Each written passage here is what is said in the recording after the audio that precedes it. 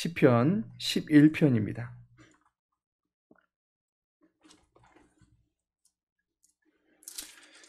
시편 11편 우리 함께 읽도록 하겠습니다. 내가 여호와께 피하였거늘 너희가 내 영혼에게 새같이 내 산으로 도망하라 함은 어찌함인가. 악인이 활을 당기고 화살을 시위에 먹이며 마음이 바른 자를 어두운 데서 쏘려 하는도다. 터가 무너지면 의인이 무엇을 하랴. 여호와께서는 그의 성전에 계시고 여호와의 보좌는 하늘에 있으며 그의 눈이 인생을 통촉하시고 그의 안목이 그들을 감찰하시도다. 여호와는 의인을 감찰하시고 악인과 폭력을 좋아하는 자를 마음에 미워하시도다. 악인에게 그물을 던지시리니 불과 유황과 태우는 바람이 그들의 잔에 소득이 되리로다. 여호와는 의로우사 의로운 일을 좋아하시나니 정직한 자는 그의 얼굴을 배우리로다. 아멘. 오늘은 시편 11편 말씀을 함께 나누도록 하겠습니다. 스마트워치를 가지고 있어도 안전을 보장받지 못합니다. 그렇다고 경찰관이 곁에 있다 할지라도 사람 목숨이 안전하다라고 장담 못합니다. 백신을 안 맞아도 두렵고 백신을 맞아도 두렵습니다.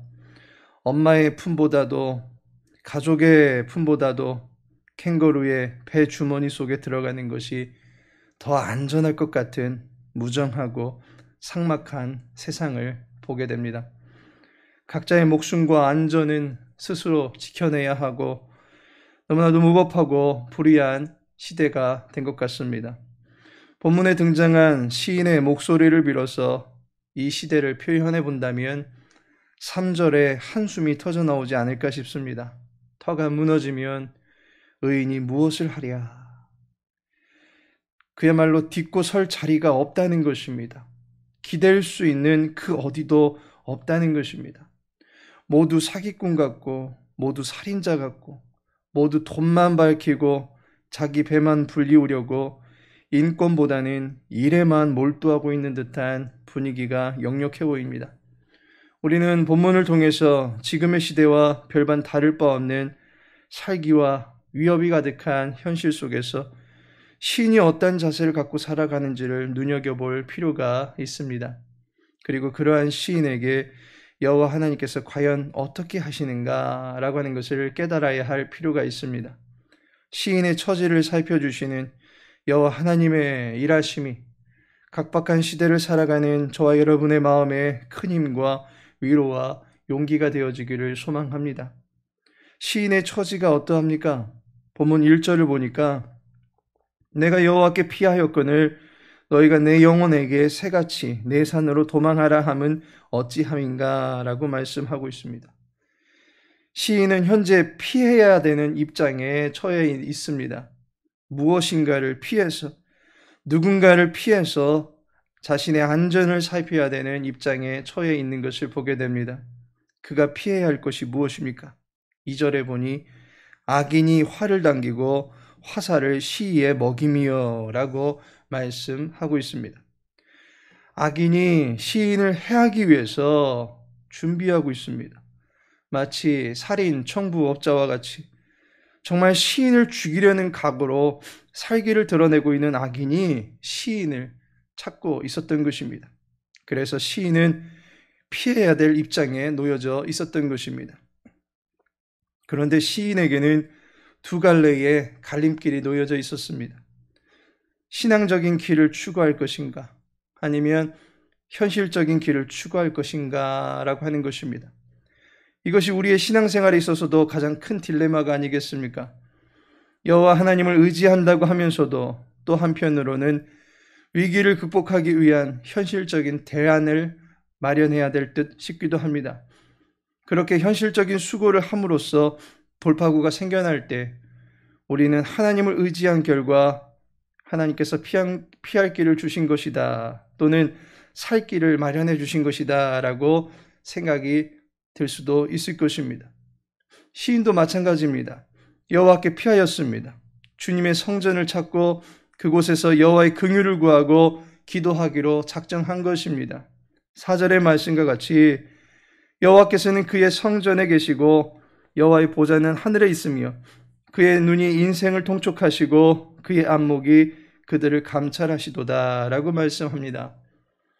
여호와가 그의 이름을 두신 성전을 두고서 시인은 기도합니다. 하늘을 향하여 두 팔을 들고 부르짖습니다. 기도하는 자신을 긍휼히 여겨주시고 살펴주심으로써 시인이 미처 보지 못했던 피난처로 안내해 주실 것을 기대하며 하나님께 기도합니다. 그런데 주변에서 이야기합니다.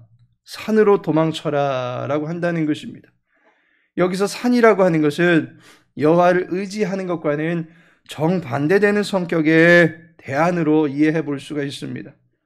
악인의 눈을 피해서 적극적으로 달아나는 것이 현실적으로는 지혜롭게 위기를 극복하는 것처럼 옆에서 누군가 시인에게 조언해 주고 있는 것입니다.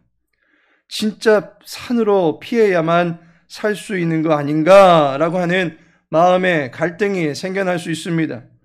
기도는 이 정도 하면 되었고 이제 무언가 실제적인 방법을 찾아보아야 한다라고 하는 마음의 조급함이 생겨날 수도 있습니다. 그런데 정말 무서운 것은 2절 마지막 구절입니다. 마음이 바른 자를 어두운 데서 쏘려 하는도다. 악인이 마음이 바른 자, 곧 여호와 하나님 앞에서 올바르게 살려고 하고 여호와의 마음을 갖고 살려고 하는 자를 쏘려고 하는데 바로 어두운 데서 쏘려고 준비하고 있다라고 하는 것입니다. 산속 깊은 골짜기가 도리어 악인들이 시인을 죽이기 위해서 함정을 파놓고 기다리고 있는 죽음의 장소였다라고 하는 것을 알게 됩니다. 한편으로는 산으로 가는 것이 맞는 것 같아 보이고 그 말이 지극히 당연한 말처럼 들릴 수도 있습니다. 하지만 결국에는 성전에 계신 여호와 하나님을 찾고 기도하는 것이 지금으로서는 가장 안전한 길이다라고 하는 것을 알게 되는 것입니다. 결국 시인은 이와 같이 여호와께 피하는 자세를 고수해 나갈 때에 어떤 결과를 맞이하게 됩니까? 7절 말미에 보니 여호와는 의로우사 의로운 일을 좋아하시나니 정직한 자는 그의 얼굴을 배우리로다 라고 말씀합니다. 여호와께 피하였던 시인은 결국은 여호와의 얼굴을 뵙게 된다라고 하는 결말을 맞이하게 됩니다. 여호와의 얼굴은 바로 시인에게 부어지는 은혜요 두려운 모든 것을 정복하는 평안입니다. 민수기 6장 25절과 26절에서 말씀하기를 여호와는 그 얼굴을 내게 비추사 은혜 베푸시기를 원하며 여호와는 그 얼굴을 네게로 향하여 드사 평강 주시기를 원하노라 할지니라 하라 라고 말씀하고 있습니다. 여호와를 끝까지 신뢰하고 의지할 때에 그가 비로소 여호와를 만나는 은혜와 평강을 얻게 될 수 있는 것입니다. 여호와를 찾을 때에 지금 당장은 위태하고 힘들고 망할 것 같다 할지라도 결국에는 그의 인생을 탄탄하게 받쳐주는 반석 위에 서게 될 수 있는 것입니다. 하나님께서 사랑하시는 성도 여러분, 이 땅 위에 오신 예수님께서는 사탄에게 시험을 받으시는 중에 40일간을 금식하셨습니다. 그리고 나서 시험을 받으시는 중에 돌이 떡이 되게 해보라 라는 시험을 받으셨습니다. 40일을 금식하여 줄인 상태면 실제로 생명이 위태로운 지경인 것입니다. 이스라엘 광야에서의 그 살인적인 열기와 냉혹한 밤 추위를 40일, 39야를 지낸 상황이기 때문에 온몸은 탈진과 영양실조로 위태해진 상황입니다. 현실적으로는 떡을 만들어 먹는 것이 후일의 거사를 도모하는 차원에서 더 맞는 것 같습니다.